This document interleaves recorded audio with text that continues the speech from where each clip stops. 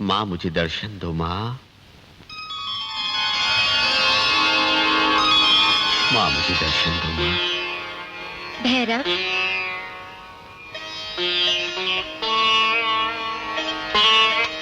हे आदि शक्ति जगदम्बा, मुझे क्षमा करो, मुझे क्षमा करो माँ।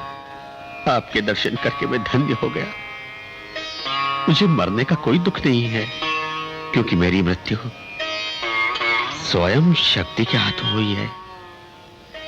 मैं आपके हाथों मरकर मोक्ष प्राप्त करना चाहता था माँ, इसीलिए आपसे बैर धारण किया था माँ। इसके लिए मुझे क्षमा कर दो माँ। हे जगत जननी, मैं आपके इस रूप से अपरिचित था माँ। यदि आपने मुझे क्षमा नहीं किया तो ये संसार मुझे पापी कहेगा, मुझे धुतकारेगा, मुझसे घृणा करेगा। तुम चाहते क्या हो भैरवनाथ? माँ, आप तो ममतामयी माँ है, क्षमा की देवी है। हे जगत जननी,